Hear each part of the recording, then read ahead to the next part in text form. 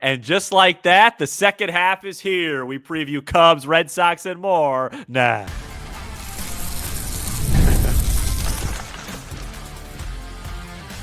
You are Locked On Cubs, your daily Chicago Cubs podcast. Part of the Locked On Podcast Network, your team every day. You are Locked On Cubs, part of the Locked On Podcast Network, your team every day, alongside Sam Olber. I'm Matt Cozy. Sam and I are lifelong fans, taking our passion into discussion with you on all things Cubs. Today's episode is presented by FanDuel. Right now, new customers can get $150 in bonus bets when your first $5 bet wins. Some MLB news and notes from the week. Cubs Red Sox preview and keys and some math leading up until the trade deadline and more for the Cubs, as there are 12 games between now and the trade deadline. The Cubs have an off day on the trade deadline on Thursday, July 31st. First is a 6-game homestand, Red Sox Royals, then a 6-game road trip at the White Sox and Brewers. So lots of home cooking right there, including the trip to the South Side. No flight miles, bus trip to Milwaukee. You do have the two hottest teams in baseball in there with the Red Sox and Brewers, though. And Sam, how important are these 12 games the rest of the month to you? Yeah, really important. I think one of the better things we've done this season, this baseball season, was emphasizing how crucial those 21 games were against those bad teams where the Cubs ended up going 16-5. And the reason why, and what I want to highlight here, is just how those stretches really are what's going to define and what defines a season. And so, like, when the Cubs went 16-5, the rest of the season, do you know what the record is? Okay, so aside from that 16-5? Yeah, take away the 16-5. Oh. No, because I can't. Okay, yeah, it's do the fast math in the moment. It's 41-34. Okay, which is 7 kind of games over. Yeah, which is like a nice team, but that 16-5 stretch is what took them to another level, right? And when you look up north to your division opponent, what they've basically done is they've had two extreme hot streaks that, they have a 9-game win streak, a 7-game win streak. They've won a bunch of games.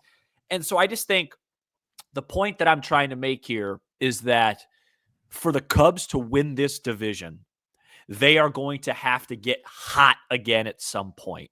We are going to have to do a show that says, hey, the Cubs are the hottest team in baseball or one of the hottest teams in baseball at some point. I just feel like that's the necessity. And, they've basically played, pretty good baseball. I mean, they had an 8-4 stretch before the break that'll play. But I'm looking for one more, Matt. I'm looking for one more 14-5, 15-5, 16-5. And let me just do the mathematics to you. Please. If you go 15-5, let's say you get hot in these next 12, okay? Say you get hot in these next 12. Let's say you rattle off 9 out of 12, 10 out of 12, and you end up going 15-5 in your first 20 in the second half, just hypothetically. You get to 95 wins by just playing 500 ball the rest of the way after that. 95 wins the rest of the way. It's so many. If you go 15 out of 20 and then you're just a 500 team. So they had a really, really hot stretch there in mid to late May. They had a really hot in early June. They had a pretty hot stretch against good teams in April. Kind of struggled a little bit in June. July's been fine so far. One more stretch. And I think the Cubs run away with this, and then hopefully they get hot again in October. And why can't it be a stretch against a 6-game homestand against Boston and Kansas City, who's coming off or in the middle of being the hottest team in baseball, which we'll talk about, Boston. But Kansas City you should handle, I think. White Sox. Of course, the Brewers series will be huge. Baltimore's not a good team. Cincinnati at home. This looks like it could be the stretch. Absolutely. And they're 8-4 so far this month. The difference to me for just this next 12 to close the month of July out of 8-4 or 7-5 does seem large to me. Huge. Which is why a 9-3 plus would be major. It would be major news. We know they've limited their losing streaks this year to just 3. but their longest win streak is 5. And I really would like to see them win 6+ games here sometime soon. Yeah, I think they've done a really good job this season avoiding long, sustained bad stretches. Probably as good of a Right. job, if not a better job than anybody in baseball. I mean, they haven't really had any 7 out of 10s. They haven't ever been swept at in a 3-game series. The one thing you can nitpick at is that they haven't had a long, sustained win streak either. But that 16-5 stretch was that. I mean, it wasn't all in a row, but it was that. And I just think, like you said, I think you said it. If they could get to one more like that, I think the division is ours. And I do feel for the next 12 especially, the schedule is favorable. We're going to preview the Red Sox series next segment. They have my attention with 10 wins in a row for sure. But then you get the 4th and 5th starters for the Royals Monday, Tuesday. That should be wins. And then the White Sox, Sam, are 33 games under 500. Say it again. We posed the question a couple months ago, should they sweep the White Sox? And they did. I'm getting to a place where they should go 6-0 against the Southsiders this season. And then you have the 3-gamer before the deadline against the Brewers, which will be a lot of buzz with that one. And hopefully they slow down a little bit against the Dodgers in LA this weekend. But maybe it is the 2 out of 3 against the Yankees, especially the Sunday win. But I am feeling good right now going into Friday. And I like what you said on our last episode about the players who have stepped up so far. If they are going to win 95+ games, for example, the Michael Bushes, the Sayas, PCA you could throw in there, Matthew Boyd, Palencia, the bullpen that took a resurgence, that has to happen. And the key for me really out of that group, Sam, if I had to pick one, I think is Michael Bush. Is there one that sticks out more than the others for you? My guess for you would be Seiya, especially in clutch moments, but I did want to ask you that. It's a great question. Is there one that sticks? I think it's I think it's all of them, but I think Pete just like staying at this level probably for me. Just the electricity, what he brings. I looked at some stuff today on Savant, just like he's doing some really good things again this month. Like I wouldn't be surprised, especially Friday, Saturday, getting 2 righties if he has just a really big couple of series. It'd be great for his MVP case. Yeah, that part of it, just because Ohtani looks so good on the mound, I'm starting to come to grips with a little bit. And hopefully, if I haven't seen the Dodgers starters, but hopefully Ohtani looks great on the mound this weekend if he pitches. I hope he's pitching. Yeah, great call. But yeah, I don't know. Bush is a great call too. I mean, I can't wait about 11 o'clock tomorrow to see the lineup. Yes, I expect Bush to be leading off. Don't you? Yeah, I think it would be very similar to the Sunday lineup. Yeah, absolutely. And I expect Ian Happ to have a good series this weekend. Do you expect Matt Shaw to get demoted tomorrow? Yes. Okay. I'm kind of surprised. Who would get the promotion for that? I'm kind of surprised how quiet it's been. I thought maybe. Wonder if Jonathan Long would come up, Sam. We don't even have a starter announced for Sunday, which tells you most likely there's going to be an opener or whatever. So we're still running out 4 starters. I thought there'd be a little bit more action here Wednesday, Thursday, as far as a Shaw announcement. It's been quiet. Yeah, it's been quiet. So maybe a big news day Friday morning. Yeah, the clubhouse opens usually about 10 a.m. Central. So let's keep tabs on those updates before Cubs Red Sox, which we preview right after this. This episode is brought to you by FanDuel. Summer sports are in full swing, and whether you're all about baseball under the lights, golf on the green, or high-stakes soccer action, FanDuel is the best way to make every game even more exciting. You're already following the action. Why not make it a little more thrilling? With FanDuel, you can get in on the game while your friends are getting sunburned at the beach. Folks, Milwaukee has done a heck of a job to make this a one-game lead for the Cubs heading into the second half of the season. But FanDuel is still very confident that our baseball team is going to win this division. The current odds for the division, the Cubs still sit at minus 290. I'm very interested to see how this weekend goes because my guess is the Brewers playing at the Dodgers play a really big part in those odds being like that. Hopefully the Cubs have a 3-game lead the next time we have a program. If you're new to FanDuel, new customers can bet just $5 and get $150 in bonus bets if your first bet wins. Open the FanDuel app today or visit FanDuel.com to get started. All right, Cubs Red Sox this weekend. Two of the biggest franchises in all of American sports at Wrigley Field. 1:20 Friday, 6:15 Saturday on Fox, 1:20 Sunday. Colin Ray and Lucas Giolito, Shota Imanaga, Brian Bayo, and TBD and Garrett Crochet. Sunday will be either Boyd, Horton, or Flexen. The Red Sox have won 10 games in a row. 53-45 overall. They're in the second spot right now in the AL wildcard race. During this stretch, Rafaela, Sam, has 5 homers in 9 games. All of their pitchers but one have allowed only 3 runs or less during this stretch. And Alex Bregman, a subject of much discussion in the winter, did return last weekend after missing significant time due to a quad injury. And as of this recording, the Cubs are a minus 122 favorite for Friday's game on FanDuel. Two of the biggest franchises in American sports, Sam. It should be fun. What would the Cubs record be if they had Alex Bregman? Give us a call at 312. They'd have 60 wins, I think. I think so too, Matthew.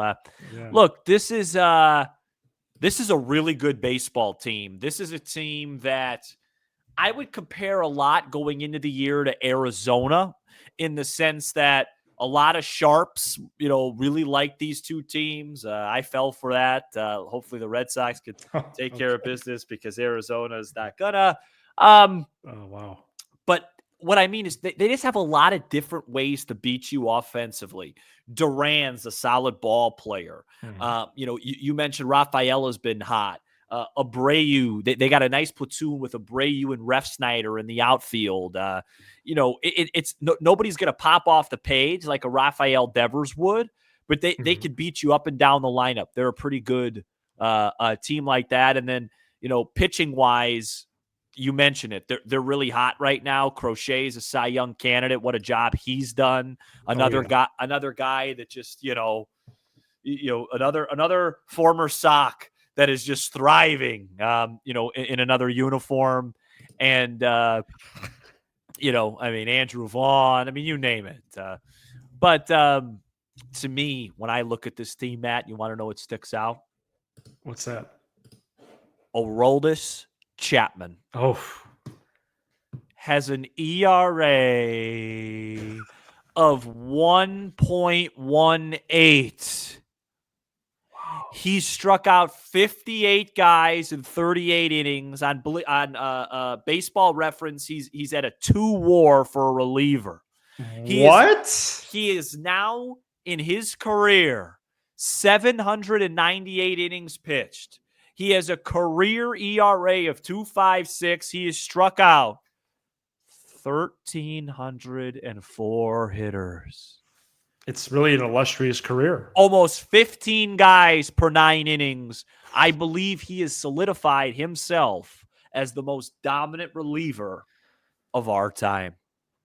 Wow. In our generation, he's in the top step. I believe he is past Kenley Jansen, and I believe he is past Craig Kimbrell with this season at this age. Yes. Yeah. Yes, I believe so. Yes. All 3 of those guys were Red Sox. Yes. Wow. And 2 of those 3 were Cubs. That's right. 2 of those 3 were Cubs. Wow. Seeing Chapman this week, I'd love to see Tucker and PCA against him. Yeah. Hopefully it's game 3 and they just need to get Chapman some work in a loss. They got to get him some work. You're right. You're But right. I had to be careful there. my guess is with the way he's been used, you won't see him unless they're leading or tied late. Especially because he pitched Tuesday in the All-Star game, right? He did, yeah, with no problems. Yeah, he was flawless. Yeah. So, yeah, it's a good team. I mean, 10-game win streak. I mean, No, that's serious business. we've never covered one of those. We have not. I believe the longest win 8. streak we've covered is 8. Yep, for sure. Would really like to cover that again. I'd cover a 20-game win streak if they. Well, if we cover another 8-game win streak, we could get the champagne ready for a division title. Oh wow! Yeah, 8-game win streak I think would be enough. Yeah, so this next stretch really is important in your mind, then. I think the Cubs to build a buffer. Yeah, I think the Cubs their schedule the rest of the year isn't very overwhelming. So no, it's not. You could the easiest in the sport. You could pick any stretch that you want. But yeah, this first one, why not? Especially because Milwaukee, we keep talking about how hard Milwaukee's schedule is. A big reason why is these first 6 right here. So, maybe they go 3-3, you go 5-1, and now, you're feeling a lot better about yourself. Tankathon basically has, after this Red Sox series, it's just the games against the Brewers they have in the most difficult column. Yeah, something tells me at the end of the year, I'm not going to be a huge fan of those 6 games against the Braves because they're so talented, and if they don't truly sell, those won't be easy games.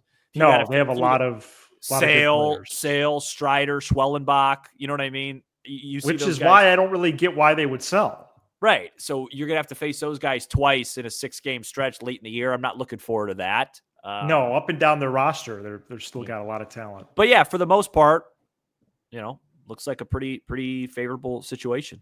So, all right, let's take a look here at some Cubs Red Sox immaculate grid. Oh, sure.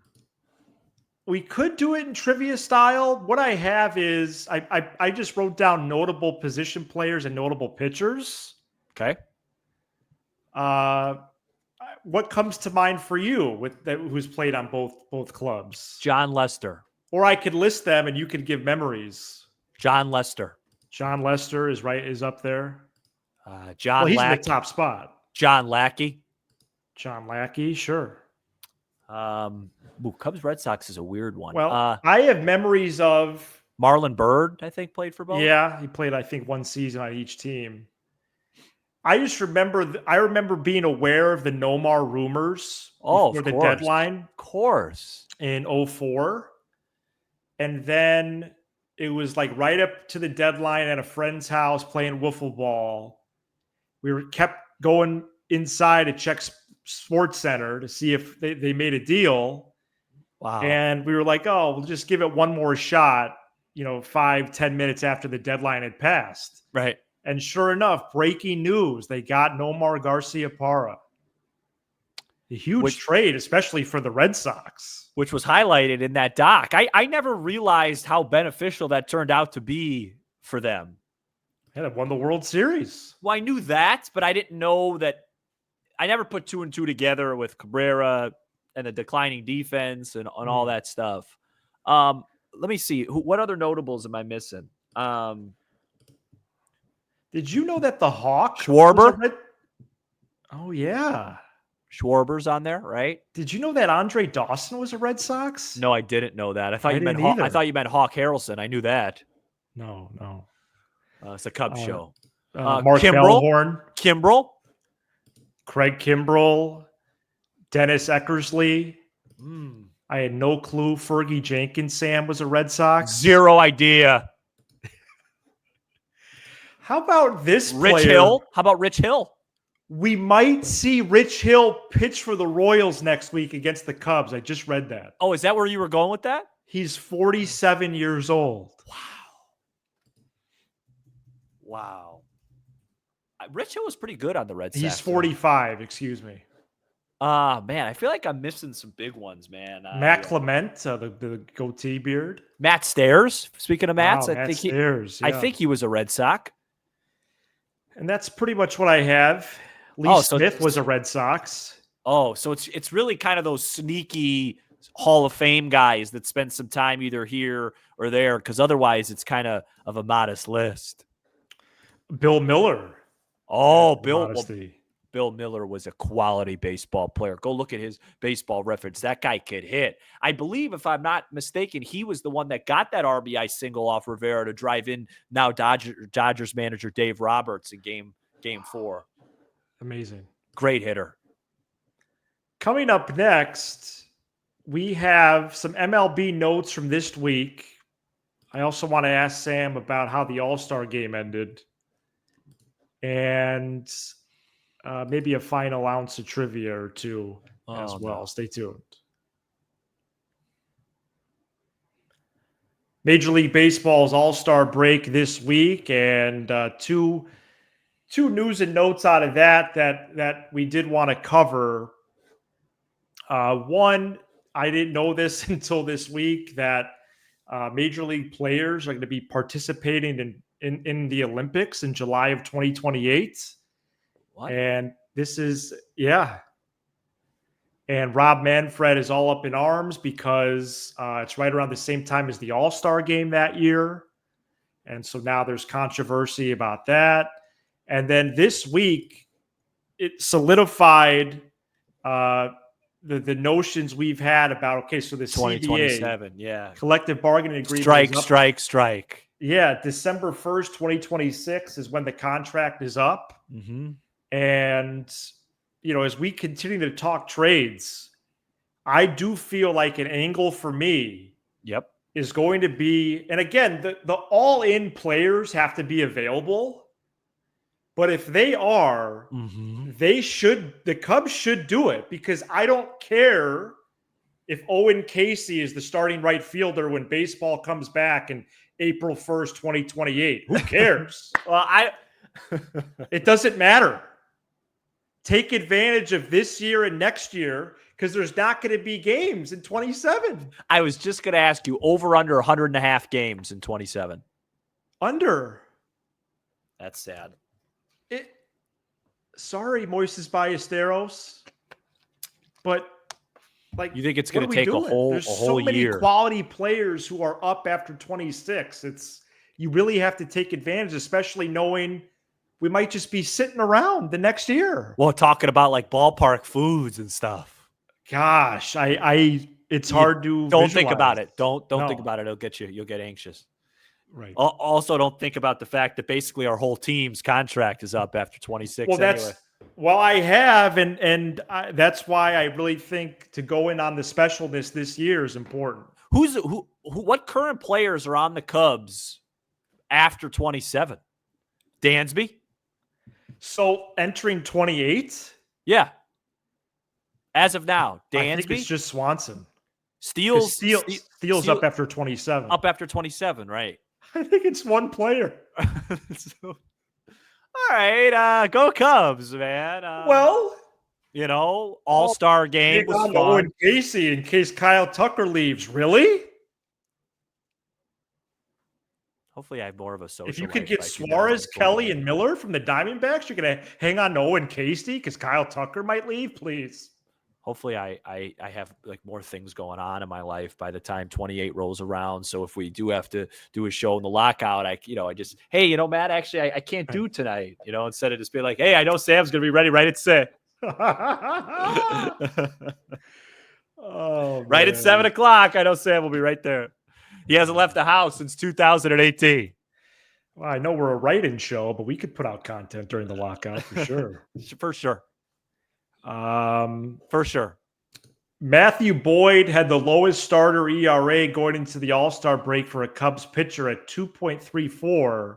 Oh. Since this pitcher, who also had a 2.34 ERA at the break. Now, did this pitcher make the All-Star team? I don't know that for sure. Because my first thought would be 2016 Kyle Hendricks. That's a good guess. Yeah. But it's wrong. Okay. Because he didn't make the All-Star team. It's a little bit in the Wayback Machine. Oh, okay. Not John Lieber. Nope.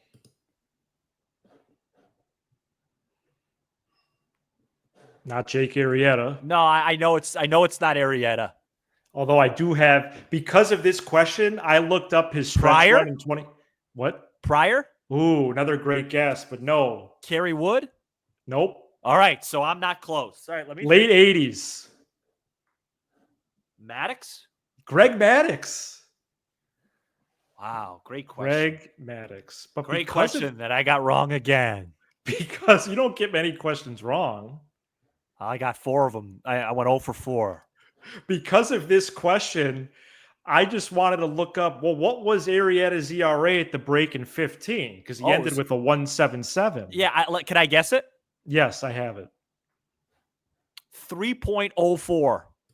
Not that high. It was 2.65. Oh, I thought it was high because, he literally didn't give up a run the rest of the year. Dude, listen. Dude, I want to just read his line score from his last 12 starts of 15. Please. First of all, the Cubs went 12-0. 88 in a third innings, 41 hits, 4 runs, 14 walks, and 89 strikeouts. 4 runs in 88 innings. Incredible, man. With a no-hitter in Dodger Stadium. Just truly remarkable. On Sunday Night Baseball when Dan Shulman did it.